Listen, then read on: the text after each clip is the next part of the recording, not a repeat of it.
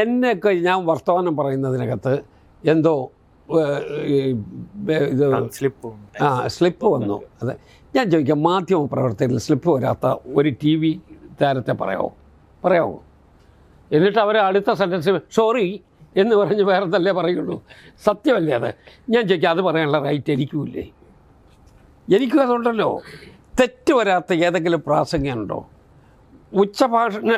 ഉച്ചാരണ ശേഷി അനുസരിച്ച് തെറ്റുകൾ സംഭവിക്കാത്ത ഒരാളിനെ നിങ്ങൾക്ക് പറയാമോ? ഒരു ശബ്ദതാരാവലി നോക്കിയിട്ടാണ് ഒരാൾ സംസാരിക്കുന്നത്? ഒന്നുമല്ല. നമ്മൾ ഫ്രീക്കായിട്ട് സംസാരിക്കുന്നു, ഫ്രീക്വൻ്റായിട്ട് സംസാരിക്കുന്നു, സ്വാഭാവികമായിട്ട് കുറച്ച് ശരിയവരും ചേർത്ത് തെറ്റ് ബോധപൂർവമായി നമ്മൾ ഈ പണി വല്ലതും ഒപ്പിച്ചോ എന്നുള്ളതല്ലേ ഉള്ളൂ. അങ്ങനെ ഒരു ബോധപൂർവമായിട്ട് ഞാൻ ഒപ്പിച്ചിട്ടുമില്ല. പിന്നെ അതൊരു ഇതാണ് ആഗോളമായ ഒരു അക്ഷരത്തെറ്റ് എന്നൊരു മട്ടിലാണ് ചില ആളുകൾ കണ്ടത്. വേറെ ഒന്നും അതല്ല. ഒരു വ്യക്തിഹത്യയായിട്ട് അങ്ങനെ തോന്നിയിട്ടുണ്ടോ? എന്ത് വ്യക്തിഹത്യ? പൊളിറ്റിക്സ് പിന്നെ മംഗളപത്രമാണോ കിട്ടുക? അതതിൻ്റെ വഴിക്ക് പോവും, ഞാൻ എൻ്റെ വഴിക്ക് പോവും, അത്രയേ ഉള്ളൂ. അവരോട് എന്താ പറയാനുള്ള ട്രോളന്മാരോട്? ഒന്നും പറയാനില്ല. അവർ ഇത് തന്നെ ആവർത്തിച്ചോണ്ടേ ഇരിക്കട്ടെ. ഇനിയിപ്പോൾ എനിക്കെതിരെ പറയുകയല്ലോ, അപ്പോൾ വേറെ അവർ പറഞ്ഞു പോട്ടെ. പക്ഷേ ജനങ്ങൾക്കതിനെക്കുറിച്ചൊക്കെ അത്ര വലിയ മതിപ്പൊന്നുമില്ല. അതാലോചിക്കണം. എന്നോടൊരു കുട്ടി ഒരു ചോദ്യം ചോദിച്ചു. ഒരു ടി വി റിപ്പോർട്ടിങ്ങിന് വന്നതാണ്. അവർ എന്നോട് ഇത് തന്നെ ചോദിച്ചു, ഇങ്ങനെ ഒരു. അപ്പം ഞാൻ ആ ചോദിച്ചത് തന്നെ തെറ്റായിരുന്നു ചോദിച്ചത്. അപ്പം ഞാൻ ആ ചോദ്യം തന്നെ തെറ്റായിരുന്നു ചോദിച്ചത്. അപ്പം ഞാൻ പറയും, ഇങ്ങനെയൊക്കെ വരും. അതൊന്നും നമ്മളൊരു സീരിയസ് നമ്മുടെ മൈൻഡാണ് പ്രധാനപ്പെട്ട പ്രശ്നം, നമ്മളുടെ കാഴ്ചപ്പാടാണ് പ്രധാനപ്പെട്ട പ്രശ്നം, നമ്മൾ ഏത് ലക്ഷ്യത്തിലോട്ട് പോകുന്നു എന്നുള്ള പ്രധാനപ്പെട്ട പ്രശ്നം. മറ്റൊക്കെ ഫ്ലിംസിയല്ലേ. ഇപ്പോൾ ഒരാളുടെ വീഴിക്കാൻ വേറെ ഒന്നും കിട്ടാതെ വന്നാൽ ഒരള്ളു കൊണ്ടു വെച്ചേക്കാം എന്ന് കരുതുന്നത് പോലെയല്ലേ ഉള്ളൂ. അതൊന്നും ഒരു ഗൗരവമുള്ള കാര്യമില്ല. നിങ്ങൾ സീനിയറായിട്ടുള്ള പത്രപ്രവർത്തകരാണ്, നിങ്ങളിതൊന്നും ഗൗരവത്തിൽ എടുക്കുന്നതല്ല എന്ന് എനിക്കറിയാം. അത്രയേ ഉള്ളൂ കാര്യം. ഈ സാറിൻ്റെ ആ കാലഘട്ടത്തിലൊക്കെ ഉണ്ടായിരുന്നു, ഉമ്മൻചാണ്ടി സാറുണ്ടായിരുന്നു, KC ജോസഫ് സാറുണ്ടായിരുന്നു, ആര്യടൻ മുഹമ്മദ് ഉണ്ടായിരുന്നു. നിങ്ങളൊരു വലിയൊരു സംഘമായിരുന്നു ശരിക്കും പറഞ്ഞാൽ. അത് നല്ല അർത്ഥത്തിൽ പറയുന്നത്. അതിലിപ്പം ഈ നിയമസഭയിൽ ഇപ്പം അവശേഷിക്കുന്നത് എന്ന് പറയുന്നത് സാറ് മാത്രമാണ്. അത് തിരിഞ്ഞു നോക്കുമ്പോൾ എന്താ തോന്നുന്നത്? ആ ഒരു നിങ്ങൾ തമ്മിലുള്ള ആ ഒരു, സത്യം പറഞ്ഞാൽ എത്ര പ്രഗത്ഭമതികൾ ഇരുന്ന സ്ഥലമാണ് നമ്മളെ കേരള നിയമസഭ. ഞങ്ങളുടെ കാലത്ത് ഇപ്പം ഇങ്ങോട്ട് പറയാത്ത ചില കാര്യം, BV രാഘവൻ, PK വാസവൻ നായർ, എത്ര പ്രഗത്ഭമതികൾ. നമ്മളുടെ സത്യം പറഞ്ഞാൽ M.N. ഗോവിന്ദൻ നായർ. ഞാൻ KSU പ്രസിഡന്റ് ഇവിടെ യൂണിവേഴ്സിറ്റിയുടെ ചെയർമാനായിരിക്കുമ്പോൾ അദ്ദേഹം ഇവിടെ അഗ്രികൾച്ചർ മിനിസ്റ്ററാണ്. TV തോമസ്, എത്രയോ പ്രഗത്ഭമതികൾ. അവരുടെ സംസാരവും അവരുടെ അപ്രോച്ചും കണ്ട് പഠിച്ചിട്ടുള്ള കേരളമാണിന്ന് നമ്മുടെ സാക്ഷാൽ കേരളം. അതുകൊണ്ട് അവരുടെയൊക്കെ പാത നമുക്കെന്നും ഒരു ബഹുമാനത്തോടു കൂടി അത് പിന്തുടരണം എന്നുള്ള അഭിപ്രായക്കാരനാണ് ഞാൻ. എത്ര മനോഹരമായിരിക്കുന്നു. ഞാൻ ഇന്നും ഓർക്കുന്നു, ഞങ്ങളിന്ന് വിദ്യാർത്ഥി സംഘടന പ്രവർത്തകരെ, KSU പ്രവർത്തകരാണ്. M.N. ഗോവിന്ദൻ നായരെ കാണുന്നതിന് വേണ്ടി ഞങ്ങൾ അദ്ദേഹത്തിൻ്റെ ഓഫീസിലെത്തി. ശ്രീ ഉമ്മൻചാണ്ടി അടക്കമുള്ള ആളുകളെല്ലാവരും കണ്ടു. അവർ പറഞ്ഞു, പോസിറ്റീവായിട്ട് വേണം വിദ്യാർത്ഥികളുടെ ശക്തി, ഇങ്ങനെ നമുക്കത് ഒരു തെറ്റാതെ കൊണ്ടുപോകണം, അത് ക്രോഡീകരിച്ച് കൃത്യമായി പോസിറ്റീവായ കാര്യങ്ങൾക്ക് വേണ്ടി ഇടണം എന്ന് അദ്ദേഹത്തിൻ്റെ ഒരു അഭിപ്രായം വന്നു. ശ്രീ VM സുധീരൻ, അദ്ദേഹം അതിൻ്റെ മുൻപന്തിയിലായിരുന്നു. ഇതെല്ലാവരും വന്നിട്ടാണ് ഞങ്ങൾ ആലോചിച്ച് ഓണത്തിനൊരു പറതല്ല, കേട്ടാൽ ചെറിയൊരു മുദ്രാവാക്യം. പക്ഷേ അതിൻ്റെ ആശയം കേരളത്തിനുണ്ടാക്കിയ വ്യതിയാനം വലുതല്ലേ. അത് KSU ടേക്കപ്പ് ചെയ്തു. അതിനോട് അന്നത്തെ ഗവൺമെൻറ് നന്നായിട്ട് പോസിറ്റീവായി സപ്പോർട്ട് ചെയ്തു എന്ന് മാത്രമല്ല, അന്ന് FSCTയുടെ ചെയർമാനായിരുന്ന ശ്രീ MK നായർ ആവശ്യമായിട്ടുള്ള വളം അദ്ദേഹം നൽകാമെന്ന് പറഞ്ഞു. അപ്പോൾ വിത്തായി, വളമായി, പിന്നെ കായിക ശേഷി അത് ഞങ്ങളായി, വെള്ളം പ്രകൃതി തന്നു. ഒരു ബുദ്ധിമുട്ടും ഇല്ലാതെ പ്രോഗ്രാം പോയില്ലേ. അതുകൊണ്ട് എന്തായി, ഒരു വലിയ ചേഞ്ച് വന്നു. നമ്മളുടെ കുട്ടികൾക്ക് ഇതിലോട്ടുള്ള ഇവിടെ സമരമല്ലാതെ നമ്മൾ സംഘടിതമായി മുന്നോട്ട് പോകാൻ പറ്റുന്ന ഒരു പുതിയ പാത കൂടി തുറന്നു. അത് അദ്ദേഹം ഞങ്ങളോട് കാണിച്ച വലിയൊരു കാര്യമാണ്, വലിയ കാരുണ്യമാണ്. ആ നിലയിലാണ് ഞങ്ങൾ പോയിട്ടുള്ളത്. ഈ നിയമസഭയുടെ ചരിത്രത്തിൽ ഈ അടുത്ത കാലത്ത് നമ്മുടെ എല്ലാം ഓർമ്മയിൽ നിൽക്കുന്ന ഒരു 3-4 സ്പീക്കർമാരുണ്ട്. ഒന്ന് വർക്കല രാധാകൃഷ്ണൻ, ഒന്ന് വക്കം പുരുഷോത്തമൻ, പിന്നെ ഒന്ന് VM സുധീരൻ. ഇവർ 3 പേരും അവരുടേതായ ഒരു പ്രത്യേക ശൈലി കൊണ്ടാണ് അവർ ഭരണപക്ഷത്തിനും പ്രതിപക്ഷത്തിനും ഒരുപോലെ ഒരു പ്രശ്നക്കാരനോ അല്ലെന്നുണ്ടെങ്കിൽ ഒരു ഇതായിരുന്നു. ഇതിൽ ഏതായിരിക്കും സാറിൻ്റെ ഒരു ശൈലി? നമുക്കതൊരു പ്രധാനപ്പെട്ട കാര്യം, ഒരു ശൈലി, ഒരു സ്പീക്കർ നമ്മുടെ മുമ്പിൽ വരുന്ന ഇഷ്യൂസിൻ്റെ അടിസ്ഥാനത്തിലാണ് അവരുടെ സമീപനം വരുന്നത്. എല്ലാറ്റിനും ഒരേ രൂപത്തിൽ നമുക്ക് അളന്ന് കൃത്യമാക്കി അങ്ങനെ പറയാൻ പറ്റുകയല്ലോ. നമ്മുടെ മുമ്പിൽ വരുന്ന ഒരു ശരിയായ കാര്യമുണ്ടെങ്കിൽ ആ ശരിയായ കാര്യത്തോട് എന്തിനാണ് നമ്മൾ വിയോജിക്കുന്നത്? നമ്മുടെ മുമ്പിൽ ഒരു തെറ്റായ കാര്യമാണ് വരുന്നത് എന്തെങ്കിലും പാർഷ്യലായിട്ട് എന്തിനാണ് അത് ശരിയാണ് എന്ന് സ്ഥാപിക്കാൻ ശ്രമിക്കുന്നത്? ഈ ഓരോ മോഡലിനും ഓരോ പ്രത്യേകതയാണ്. അതിലേത് എന്ന് പറഞ്ഞാൽ കമ്പാരിസനാണ്. ആ കമ്പാരിസൺ ഒരിക്കലും സ്പീക്കർഷിപ്പിൽ നിൽക്കുന്ന പല സ്പീക്കർമാരെ വെച്ച് നമ്മൾ കമ്പാരിസൺ നടത്തുന്നത് ശരിയല്ല. ചില ആളുകൾ വളരെ നന്നായിരിക്കും, ഭംഗിയായിട്ട് പോകും. പല കാര്യങ്ങളും ഭംഗിയായിട്ട് കൊണ്ടുപോകാനേ ആളുകൾ സാധാരണഗതിയിൽ ശ്രമിക്കത്തുള്ളൂ. പ്രത്യേകിച്ച് ഒരു സ്പീക്കറാണെങ്കിൽ ഒരിക്കലും അതിൻ്റെ ട്രാക്ക് തെറ്റാതിരിക്കണമെന്നുള്ള ആഗ്രഹത്തോടു കൂടിയേ ചെയ്യും. ഇപ്പം ഈ പറഞ്ഞ 3 ആളുകൾ, ഒന്ന് ശ്രീ വക്കപ്പുരുഷോത്തം, എനിക്ക് അദ്ദേഹത്തെക്കുറിച്ച് നല്ല ബഹുമാനമുള്ള ആളാണ്. അദ്ദേഹം സ്ട്രിക്റ്റായിരുന്നു, നിയമസഭയ്ക്കകത്തും നിയമസഭയ്ക്ക് പുറത്തും. അദ്ദേഹം നിയമസഭയ്ക്കകത്ത് മാധ്യമപ്രവർത്തകരുമായിട്ട് അറിയാമല്ലോ, ഞാൻ വിശദീകരിക്കേണ്ട കാര്യമില്ല. അദ്ദേഹം കൺവിൻസ്ഡാണ്. സമയത്തിൻ്റെ കാര്യത്തിൽ കൃത്യതയോടുകൂടി തീരണം എന്നുള്ള നിർബന്ധ ബുദ്ധി അദ്ദേഹത്തിനുണ്ട്. ഒരു വിട്ടുവീഴ്ചയില്ല. ശ്രീ VM സുധീരനാണെങ്കിൽ കുറച്ചുകൂടി ഏറെക്കുറെ ചില കാര്യങ്ങൾക്കൊക്കെ കാർക്കശ്യമുണ്ട്. പക്ഷേ അല്പം റിലാക്സേഷനോടുകൂടി സൗമ്യ മനോഭാവത്തോടുകൂടി അദ്ദേഹത്തിന് പറയാനുള്ള കാര്യം കൃത്യമായി പറഞ്ഞിരിക്കും. അതാണ് രണ്ടാമത്തെ. മൂന്നാമത്തത് ശ്രീ വർക്കൽ രാധാകൃഷ്ണൻ. ശ്രീ വർക്കൽ രാധാകൃഷ്ണൻ വേറൊരു നല്ല നിയമജ്ഞനല്ലേ. അപ്പോൾ അദ്ദേഹത്തിന് അതിൻ്റേതായ രൂപത്തിലുള്ള പരിണിതപ്രജ്ഞനുമാണ്. അതിന് വേണ്ട വിധത്തിലുള്ള നല്ല അറിവുമുണ്ട്. അതുകൊണ്ട് ഒന്നിനൊന്ന് നമ്മൾ ഒരേ കാര്യം വെച്ചിട്ട് താരതമ്യപ്പെടുത്തുന്നത് ശരിയല്ല. ഓരോ രംഗത്തും അവരെല്ലാം മിടുക്കരാണ്, സമർത്ഥരാണ്. അവരെക്കുറിച്ച് വലിയ കോൺട്രവേഴ്സീസും ഇല്ല. പക്ഷേ ഒറ്റയ്ക്ക് എടുത്തു കഴിയുമ്പോൾ അതങ്ങനെയാണോ ഇങ്ങനെയാണോ എന്നൊക്കെ പുറത്ത് നിൽക്കുന്ന ആളുകൾക്ക് സംശയം തോന്നാം. പിന്നെ ഒരു തീരുമാനം വരുന്നത് എങ്ങനെയാണ്? ആ തീരുമാനം വരുമ്പോൾ നമ്മുടെ മുമ്പിൽ എത്തുന്ന ഇഷ്യൂസിൻ്റെ പ്രത്യേകത അനുസരിച്ചാണ്. ആ പ്രത്യേകത ഒരു അഗ്രസീവായ സാഹചര്യം വരുന്നു, ആ സാഹചര്യത്തോട് പ്രതികരിക്കേണ്ടി വരുന്നു. അപ്പോൾ സ്വാഭാവികമായിട്ടും അങ്ങനെയൊരു റിപ്ലൈ വന്നു എന്ന് വരാം. എന്നാൽ പോലും ഇതൊക്കെ നമ്മളുടെ ഈ പരിധിക്കകത്തും പരിമിതിക്കകത്തും സംസ്കാര സമ്പന്നമായ രൂപത്തിലും കൈകാര്യം ചെയ്യണം. പിന്നെ ഇരിക്കുന്ന ജനപ്രതിനിധികൾ അവരും വളരെ നല്ല രാഷ്ട്രീയ പാരമ്പര്യമുള്ളവരല്ലേ. അങ്ങനെ ചെറിയ പാരമ്പര്യമുള്ള ആളുകളൊന്നും അല്ലത്. അപ്പോൾ വേണമെങ്കിൽ നിങ്ങൾ എന്നോട് തിരിച്ചു ചോദിക്കാം, പുതിയ അംഗങ്ങളുടെ ഉണ്ട് 71 ആളുകൾ പുതിയ അംഗങ്ങളാണ്. ആ പുതിയ അംഗങ്ങൾക്ക് മോഡലാകേണ്ടതാരാ? പഴയ അംഗങ്ങളാണ്. എത്രയോ വർഷമായി പാരമ്പര്യമുള്ള ആളുകൾ അവിടെ ഉണ്ട്. അതുകൊണ്ട് ഇതെല്ലാം ഒരു മിക്സ്ഡായിട്ടുള്ള ഒരു സഭയായിട്ടാണ് ഞാൻ കാണുന്നത്. അതിനെ ഭംഗിയായിട്ട് കൊണ്ടുപോകണം. റൂളിംഗ് പക്ഷത്തിന് ഒരു മൃഗീയ ഭൂരിപക്ഷമുള്ള ഒരു നിയമസഭയാണിത്. അപ്പോൾ പ്രതിപക്ഷത്തിന്റെ അതിപ്പോൾ BJPയുടെ ആണെങ്കിലും LDFന്റെ ആണെങ്കിലും ശബ്ദം വേണ്ട രീതിയിൽ സഭയിൽ പ്രകടിപ്പിക്കാൻ പറ്റുമെന്നുള്ളത് എൻഷുർ ചെയ്യാൻ എന്താണ് താങ്കൾ ചെയ്യുക? ഇതിന് തൊട്ട് മുമ്പുള്ള സഭ എങ്ങനെയാണ്? 99 LDF, 41 UDF. ഇപ്പോൾ വന്ന എന്താ ചെറിയ വ്യത്യാസമല്ലേ ഉള്ളൂ. ഇപ്പോൾ 102 UDF, 36 LDF അങ്ങനെയല്ലേ വന്നുള്ളൂ. അപ്പോൾ അതുകൊണ്ട് ശബ്ദത്തിൽ 3 ആളുടെ 2 ആളുടെ വ്യത്യാസം എന്നുള്ളതല്ലാതെ പഴയതും പുതിയതും തമ്മിൽ വലിയ കാര്യമായ വ്യത്യാസമില്ല. പണ്ടുണ്ടായിരുന്ന വേറൊരു രൂപത്തിലാണ്, ഇന്ന് അതിൻ്റെ റിവേഴ്സ് ഓർഡറിലാണ്. നേരത്തെ എങ്ങനെ പറഞ്ഞതിൽ ഈ നിയമസഭയ്ക്ക് ഒരു വലിയ പ്രത്യേകതയുണ്ട്. കാരണം ആദ്യമായിട്ടാണ് പകുതിയിൽ കൂടുതൽ അംഗങ്ങൾ ന്യൂ കമേഴ്സായിട്ട് വരുന്നത്. 71 പേര് ആദ്യമായിട്ട് വരുന്നത് ഇതേവരെ എങ്ങനെ സംഭവിച്ചിട്ടില്ല. അപ്പോൾ എന്ത് തരം സ്പീക്കറായിരിക്കും തിരുവഞ്ചൂർ രാധാകൃഷ്ണൻ? അതായത് കുട്ടികളെ വടിയെടുത്ത് ശാസിക്കുന്ന അധ്യാപകനായിരിക്കും, അതോ എല്ലാവരെയും സ്നേഹപൂർവ്വം കൊണ്ടുപോകുന്നതായിരിക്കും, അതോ ഉപദേശിക്കുകയായിരിക്കും? എന്തായിരിക്കും താങ്കളുടെ ഒരു അപ്രോച്ച്? എന്തായിരിക്കും? ഞാൻ വടിയെടുക്കുന്നതിന് ഒന്നും പരിഹാരമാർഗമല്ല. അത് നമ്മുടെ ഒരു മെൻ്റൽ സാറ്റിസ്ഫാക്ഷൻ എന്നുള്ളത് മാത്രമേ ഉള്ളൂ.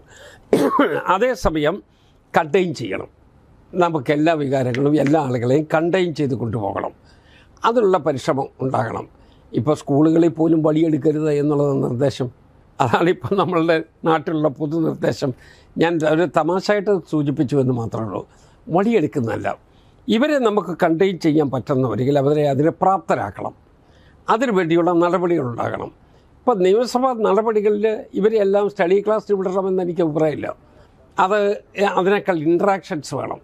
നല്ല ബെസ്റ്റ് പാർലമെൻറ്റേറിയൻസ്, ഇന്ത്യൻ പാർലമെൻറ്റും നിയമസഭകളും അതിൻ്റെ ഹിസ്റ്ററി മനസ്സിലാക്കിയിട്ടുള്ള ആളുകൾ, ഇതിൻ്റെ പശ്ചാത്തലം അറിയാവുന്ന ആളുകൾ, അങ്ങനെയുള്ള ആളുകളുമായി ഇവർക്ക് ഈ പുതിയ അംഗങ്ങൾക്ക് ഇൻട്രാക്ട് ചെയ്യുന്നതിന് വേണ്ടിയുള്ള സന്ദർഭം ഉണ്ടാക്കണം.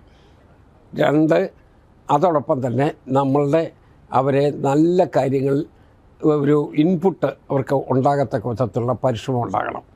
ഇൻപുട്ട് പല രൂപത്തിലുണ്ടാകും. സത്യം പറഞ്ഞാൽ ഇൻട്രാക്ഷൻ വന്നു കഴിഞ്ഞാൽ ഇൻപുട്ട് വർദ്ധിക്കുകയും ചെയ്യും. അതേസമയം ഈ നിയമസഭയുടെ ടെക്നിക്കാലിറ്റി അതവരെ പഠിപ്പിച്ചാൽ മതിയാവും. ആ ടെക്നിക്കാലിറ്റി മനസ്സിലാക്കി കഴിഞ്ഞാൽ അവർ നല്ല മെമ്പേഴ്സാവും. എല്ലാ ആളുകളും ആദ്യമായി വന്നവരല്ലേ, പിന്നീട് കുറേ കഴിഞ്ഞപ്പോൾ അവർ പെരിയ സ്വാമിമാരായെന്നല്ലോ. അപ്പോൾ അതുകൊണ്ട് എല്ലാ ആളുകളും ഒരു ഇതുപോലെ വന്നതാണ്. കാലം കൊണ്ട് കുറേ ആളുകളങ്ങ് മാറി, അവർ നല്ല കെൽപ്പുള്ള ആളുകളായി മാറി. അങ്ങനെ നിയമസഭയിലെ ചില മോഡലുകളുണ്ട്. ഞാൻ ആ മോഡലുകളെക്കുറിച്ച് പലതിനെക്കുറിച്ച് ഇങ്ങനെ ആലോചിച്ചിട്ടുണ്ട്. കേരള നിയമസഭയിൽ ആർക്കും മറക്കാൻ കഴിയാത്ത ചില വ്യക്തിത്വങ്ങളുണ്ട്. അതൊക്കെ നമ്മൾ ഓർത്തിരിക്കണം എന്നാണ് എൻ്റെ അഭിപ്രായം. ലൈക്ക് ആരെ ഒരു ഉദാഹരണം പറയുകയാണെങ്കിൽ ആരെയായിരിക്കും? മതി. ഉദാഹരണം ഓരോ രംഗത്തും ഓരോന്നാണ്.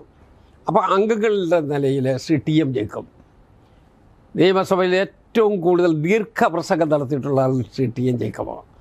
അങ്ങനെ ഒത്തിരി പേരുണ്ട്. ഞാൻ പറഞ്ഞ ഒരു ഉദാഹരണം എന്ന് എന്നോട് ചോദിച്ചുകൊണ്ട് മാത്രം ഒരു ഉദാഹരണം പറഞ്ഞതാണ്. സ്പീക്കർമാരിലും വളരെ സത്യസന്ധരായിട്ടുള്ള ആളുകളുണ്ട്. അതെല്ലാം ബാക്കിയുള്ള ആളുകളെല്ലാം മോശമാണെന്നല്ല, എന്നോട് 3 പേരെടുത്ത് ചോദിച്ചുകൊണ്ടാണ്. ശ്രീ AJ ജോൺ തിരുക്കൊച്ചി നിയമസഭയിലെ സ്പീക്കറായിരുന്നില്ലേ? അദ്ദേഹത്തെക്കുറിച്ച് ആളുകൾക്കെല്ലാം നല്ല അഭിപ്രായമല്ലേ? ശ്രീ RV തോമസ്, അദ്ദേഹം നിയമസഭാ സ്പീക്കറായിരുന്നില്ലേ? അദ്ദേഹത്തെക്കുറിച്ച് എല്ലാവർക്കും നല്ല അഭിപ്രായമല്ലേ? അങ്ങനെ അവരുടെ തലമുറ തുടങ്ങി നമ്മളുടെ ഈ പുതിയ തലമുറയിലെത്തുമ്പോൾ ഈ പാരമ്പര്യം മറന്ന് നമുക്ക് പോകാൻ പറ്റില്ല. ആ പാരമ്പര്യത്തിൽ നമുക്ക് നിൽക്കാൻ കഴിയണം. MLA എന്നുള്ള നിലയിൽ ഇപ്പം മുഖ്യമന്ത്രി സതീശൻ പറയുന്നുണ്ടായിരുന്നു, മണ്ഡലം നോക്കുന്നത് തിരുവഞ്ചൂർ രാധാകൃഷ്ണൻ നോക്കുന്നതിലാണ് നിങ്ങൾ മണ്ഡലത്തെ നോക്കാനെന്ന് MLA-മാർക്ക് ഒരു ഉപദേശം സതീശൻ കൊടുക്കുകയുണ്ടായി. അപ്പം അങ്ങനെ ഒരു റോൾ മോഡലായി അത് അദ്ദേഹത്തിന് എന്നോടുള്ള ഇഷ്ടം കൊണ്ടും സ്നേഹം കൊണ്ടും പറഞ്ഞാൽ. പക്ഷേ ഞാൻ മണ്ഡലം നന്നായി നോക്കുന്ന ആളാണ്. ഞാൻ സത്യം പറഞ്ഞാൽ ഞാൻ അടൂർ നിയോജകമണ്ഡലത്തിലായിരുന്നു ആദ്യം. ഞാനൊരു 10,000-40,000 വീടുകളിൽ അവിടെ പോയിട്ടുണ്ട്. ഞാൻ വിസിറ്റ് ചെയ്യാത്ത വീടുകളുടെ എണ്ണം വളരെ കുറവാണ്. കോട്ടയം നിയോജകമണ്ഡലത്തിലെത്തിയപ്പോഴും അതുപോലെ തന്നെ ഞാൻ ചെന്ന് കയറാത്ത വീടുകളുടെ എണ്ണം അത് വളരെ വളരെ തുച്ഛമാണ്. എന്നാൽ 100% ഞാൻ പറയുന്നില്ല, പക്ഷേ 80-85% വീടുകളിൽ എനിക്ക് നേരിട്ട് ചെല്ലാനുള്ള സന്ദർഭം കിട്ടിയിട്ടുണ്ട്. അതെല്ലാ നിയമസഭാ അംഗങ്ങൾക്കും കിട്ടും. അത് നമ്മൾ വിനിയോഗിക്കണമെന്ന് മാത്രമേ ഉള്ളൂ. അങ്ങനെ വ്യക്തിപരമായ ബന്ധം ഇതിനകത്തെ പ്രധാനപ്പെട്ട കാര്യമാണ്. അതിൽ നിന്ന് നമുക്ക് ഒന്ന് കൾട്ടിവേറ്റ് ചെയ്യാൻ കഴിയണം. പക്ഷേ സ്പീക്കറാകുമ്പോൾ നമുക്ക് ആ മണ്ഡലം നോക്കുന്നതിലൊരു ലിമിറ്റേഷൻ വരുന്നുണ്ടോ? പരിമിതി ഇല്ല, സൗകര്യം കൂടുതലേ ഉള്ളൂ. സ്പീക്കറാകുമ്പോൾ അത് സ്പീക്കറുടെ സൗകര്യം കൂടെ ഉണ്ടെങ്കിലേ. അപ്പോൾ അതുകൊണ്ട് നമുക്കൊരു ലിമിറ്റേഷൻ്റെ പ്രശ്നമില്ല. അത് കൂടുതൽ ഭംഗിയായിട്ട് നമുക്ക് കൊണ്ടുപോകാൻ പറ്റണം. പിന്നെ പുതിയ വെല്ലുവിളികളെ നമുക്ക് വേണ്ട വിധം കൈകാര്യം ചെയ്യണം. അതൊരവസരമാക്കി മാറ്റാൻ പറ്റണം. ഏത് വെല്ലുവിളിയെ അവസരമാക്കി മാറ്റുക എന്ന് പറയുന്ന ഒരു തീസിസ് ഉണ്ടല്ലോ, ഞാൻ ആ തീസിസിൻ്റെ ആളാണ്. അത് അങ്ങനെയൊരു സാഹചര്യം വന്നാൽ അതിനെ ഒരു സന്ദർഭമാക്കി നമുക്ക് എടുക്കണം. നമ്മൾ നിയമസഭയിലേക്ക് തിരിച്ചു വന്നാൽ 10 വർഷം മുഖ്യമന്ത്രിയായിരുന്ന പിണറായി വിജയനാണ് ഇനി ഓപ്പോസിഷൻ ലീഡറായിട്ട് വരുന്നത്. അദ്ദേഹത്തിന് ആ ഒരു റോൾ ആന്റിസിപ്പേറ്റ് ചെയ്തിട്ടുള്ള ചോദ്യമാണ്, എത്രമാത്രം ഭംഗിയായി നിർവഹിക്കാൻ കഴിയുമെന്ന് താങ്കൾ കരുതുന്നു? നമുക്ക് അങ്ങനെ ഓപ്പോസിഷൻ ലീഡറായിട്ടുള്ള മുഖ്യമന്ത്രിയായതും മുഖ്യമന്ത്രിയിൽ നിന്ന് ഓപ്പോസിഷൻ സ്ഥാനത്തേക്ക് പോയ എത്രയോ ആളുകളുണ്ട്. 4 പേരെയെങ്കിലും എനിക്ക് നല്ല കൃത്യം ഓർമ്മയുണ്ട്. EM ശങ്കരൻ നമ്പൂതിരിപ്പാട്, അദ്ദേഹം 69 നിന്ന് മുഖ്യമന്ത്രി സ്ഥാനത്ത് നിന്ന് പോയി. പിന്നെ 70-ലെത്തിയപ്പോൾ അദ്ദേഹം ഓപ്പോസിഷനിലല്ലായിരുന്നു. അതിനുശേഷം ശ്രീ EK നായനാർ, അദ്ദേഹം മുഖ്യമന്ത്രിയായി, പിന്നീട് അദ്ദേഹം പ്രതിപക്ഷത്തേക്കല്ല പോയത്. ശ്രീ K കരുണാകരൻ്റെ കാര്യത്തിലും അതുതന്നെ ഉണ്ടായിട്ടുണ്ട്. അപ്പോൾ ഇതെല്ലാം അങ്ങോട്ടും ഇങ്ങോട്ടും അവർ മുഖ്യമന്ത്രി പദത്തിയിരുന്ന ആൾ പ്രതിപക്ഷത്തെ പോയതും പ്രതിപക്ഷത്തിരുന്ന ആൾ മുഖ്യമന്ത്രിയായതും സംഭവങ്ങളുണ്ട്. ഇപ്പോൾ ലേറ്റസ്റ്റായിട്ട് വന്നപ്പോൾ ശ്രീ പിണറായി വിജയൻ ഓപ്പോസിഷനിലോട്ട് പോയി. ഓപ്പോസിഷൻ ലീഡറായിരുന്ന ശ്രീ VD സതീശൻ കേരളത്തിൻ്റെ മുഖ്യമന്ത്രിയായി. അപ്പോൾ കേരളത്തിൻ്റെ മൊത്തം ചരിത്രം നമ്മൾ നോക്കിയാൽ, കേരള നിയമസഭയുടെ മൊത്തം ചരിത്രം എടുത്ത് നോക്കിയാൽ അങ്ങനെ 3-4 പ്രാവശ്യം ചേഞ്ച് വന്നിട്ടുണ്ട്. ആ ചേഞ്ച് സ്വാഭാവികമാണ്. അത് അവർ മോശമായതും വ്യക്തിപരമായി അവർ മോശമായത് കൊണ്ടൊന്നുമല്ല. അവർ അവരുടേതായ രൂപത്തിൽ നോക്കിക്കാണും. പക്ഷേ ജനങ്ങളിൽ നിന്ന് അവർക്ക് റിജക്ഷനാണ് ഉണ്ടായത്. അതാ കാരണം. അദ്ദേഹത്തിന് നല്ല പ്രതിപക്ഷ നേതാവാകാൻ പറ്റുമെന്ന് താങ്കൾ കരുതുന്നുണ്ടോ? അതാകും. ശ്രീ പിണറായി വിജയനെ പോലെ ഒരാൾ കേരള രാഷ്ട്രീയത്തിലെ ഏറ്റവും പ്രധാനപ്പെട്ട വ്യക്തിയല്ലേ. അദ്ദേഹം ഒരു പ്രതിപക്ഷ നേതാവ്, നല്ല സൂപ്പർ പ്രതിപക്ഷ നേതാവ് ആവില്ല എന്ന് പറഞ്ഞാൽ ജനങ്ങൾ എന്നെക്കുറിച്ച് എന്ത് പറയും? അതൊരു രാഷ്ട്രീയം കൊണ്ട് ഞാൻ അങ്ങനെ പറയുന്നൊന്നല്ല വരിക. എനിക്ക് ഇപ്പോൾ ഇരിക്കുന്ന സ്ഥലങ്ങളിലൊക്കെ എനിക്കൊരു കാര്യം മാത്രം നോക്കിയാൽ മതി, ഇരിക്കുന്ന സ്ഥാനത്തോട് നീതി കാണിച്ചിരിക്കുക എന്നുള്ളത് മാത്രമേ ഉള്ളൂ. വേറെ ഒന്നും എനിക്ക് പ്രത്യേകിച്ച് നിർബന്ധമില്ല. ഇത്രയും വലിയൊരു മെജോറിറ്റി ഭരണപക്ഷത്തുള്ളപ്പം പലപ്പോഴും ഇപ്പം കഴിഞ്ഞ സർക്കാരിൻ്റെ കാലത്തുമൊക്കെ നമ്മളത് കണ്ടതാണ്. പലപ്പോഴും സ്പീക്കറുടെ മേലിൽ ഭയങ്കരമായ ഒരു സമ്മർദ്ദം ഉണ്ടാവും പല കാര്യങ്ങളിലും. ഈ അടിയന്തര പ്രമേയം നിഷേധിക്കുന്നതിലായാലും മറ്റു കാര്യങ്ങളിലൊക്കെ ആയാലും. അപ്പം ഇതൊക്കെ എങ്ങനെയായിരിക്കും അങ്ങ് കൈകാര്യം ചെയ്യുക? അങ്ങനെയൊന്നും വന്നിട്ടില്ലല്ലോ. അത് വരുമ്പോൾ നമുക്ക് ആലോചിക്കാം. ആ വിഷയം വരട്ടെ. വിഷയത്തിൻ്റെ അടിയന്തര പ്രമേയത്തിൻ്റെ പ്രത്യേകത വിഷയത്തിൻ്റെ പ്രാധാന്യം. വിഷയ അവതാരകനെ പോലെ തന്നെ വിഷയത്തിന് പ്രാധാന്യമുണ്ട്. അതങ്ങനെ സിറ്റുവേഷൻ വരട്ടെ. എനിക്കൊന്ന് ശ്രീത്ത് ചോദിച്ചതിൽ ചലഞ്ച് താങ്കൾക്ക് കൂടുതലായിട്ട് വരാൻ സാധ്യതയുള്ള ചലഞ്ച് ഇത്തവണ ഫോർ ദ ഫസ്റ്റ് ടൈം, മുൻപ് ഒരാജഗോപാൽ ഉണ്ടായിരുന്നെങ്കിലും ഫസ്റ്റ് ടൈം ഒരു തേർഡ് ബ്ലോക്ക് ഉണ്ട്, BJP ഉണ്ട്. അപ്പോൾ ഈ LDFും UDFും മാത്രമല്ല ഒരു മൂന്നാം കക്ഷിയും കൂടെ നിൽക്കുന്ന ഒരു സമയത്ത് താങ്കൾക്ക് വളരെ ടാക്ടിക്കലി മൂവ് ചെയ്യേണ്ടി വരും. അതെങ്ങനെ ഹാൻഡിൽ ചെയ്യും എന്നുള്ള ഒരു അത് എനിക്ക് അവരൊക്കെ നല്ല സീസൺഡ് പൊളിറ്റീഷ്യൻസ് അല്ലേ. അവരാരും അങ്ങനെ വലിയ റോ മെറ്റീരിയലൊന്നും അല്ലല്ലോ. നല്ല സീസൺഡ് പൊളിറ്റീഷ്യൻസ് അല്ലേ. അവരങ്ങനെയൊന്നും ഒരു കാർക്കശ്യം നിയമസഭാ നടപടിക്രമത്തിൻ്റെ രൂപത്തിൽ ആ കാര്യത്തിലെടുക്കും എന്ന് എനിക്കൊരു വിശ്വാസമില്ല. മാത്രമല്ല ഇവരൊക്കെ ഇരുന്നതല്ലേ, നേരത്തെ ഇരുന്നതല്ലേ, അനുഭവിച്ചവരല്ലേ, നല്ല അനുഭവ സമ്പത്തുള്ളതല്ലേ. അല്ല സാർ, അതിൻ്റെ ഒരു പ്രശ്നം എന്ന് വെച്ചാൽ ഒന്ന് ഈ BJP എന്ന് മാത്രമല്ല, മുൻപ് കേരള നിയമസഭയിൽ LDFും UDFും ഇരിക്കുമ്പോഴും കേന്ദ്രത്തിനെതിരെ ചില വിഷയങ്ങൾ വരുമ്പോൾ, അതിപ്പോൾ CA ആകട്ടെ എന്ത് വിഷയമാകുമ്പോഴും ഒരു യുണൈറ്റഡ് ആയിട്ടുള്ളൊരു ഫൈറ്റ് വരാറുണ്ട് നമ്മൾക്ക്. അതുകൊണ്ടാണ് നമുക്ക് റെസൊല്യൂഷൻസ് ഐകകണ്ഠേന പാസ്സാക്കാനാകുന്നത്. ഇനി ഒരുപക്ഷെ അങ്ങനെ ഒരു സാധ്യത തന്നെ ഇല്ല. കാരണം കേന്ദ്രത്തിൻ്റെ പ്രതിദാനം ചെയ്യുന്നൊരു പാർട്ടിയുടെ 3 മെമ്പേഴ്സും ഉണ്ട്. അത്തരമൊരു സിറ്റുവേഷനിൽ താങ്കൾക്ക് വളരെ പ്രയാസപ്പെടേണ്ടി വരില്ലേ ഈ BJPക്ക് വോയിസ് കൊടുക്കുക, അതേസമയം ഭരണപക്ഷത്തിൻ്റെ താല്പര്യങ്ങൾ ബിസിനസ് സംരക്ഷിക്കുക, താല്പര്യമല്ല ബിസിനസ് സംരക്ഷിക്കുക, പ്രതിപക്ഷത്തിൻ്റെ അവകാശങ്ങൾ സംരക്ഷിക്കുക. വളരെ ഒരു ഞാണിന്മേൽ കളിയല്ലേ നടത്താൻ പോകുന്നത്? ഞാണിന്മേൽ കളിയല്ല, നിയമത്തിൻ്റെ കളിയാണ്. ആ നിയമം അനുസരിച്ച് എങ്ങനെ പോകാൻ പറ്റുമോ ആ രൂപത്തിൽ തന്നെ പോകും. നമ്മുടെ ഏറ്റവും വലിയ ആധാരശില റൂൾ ബുക്കാണ്. അത് വ്യാഖ്യാനിക്കുന്നതിലെ ഏറ്റവും അവസാനത്തെ, അതിലെ ഏറ്റവും പ്രധാനപ്പെട്ട ലാസ്റ്റ് വേർഡ് സ്പീക്കറിൻ്റെതുമാണ്. അപ്പോൾ അതുകൊണ്ട് ആ നിയമപരമായ രൂപത്തിലുള്ള നമുക്ക് മുന്നോട്ട് പോകാൻ പറ്റും. അതിനെ ചോദ്യം ചെയ്യാൻ സാധ്യതയില്ല എന്ന് തന്നെയാണ് ഞാൻ അനുമാനിക്കുന്നത്. അല്ലെങ്കിൽ തന്നെ വരാൻ പോകുന്ന ഒരു കാര്യത്തെക്കുറിച്ച് മുൻകൂട്ടി നമ്മൾ ഇതൊക്കെ ഇങ്ങനെയാണ് എന്ന് കരുതേണ്ട കാര്യമില്ലല്ലോ. അത് വരട്ടെ, വരുമ്പോൾ ആ രൂപത്തിൽ ഒരു ഭംഗിയായിട്ട് നിറവേറ്റാൻ കഴിയണം.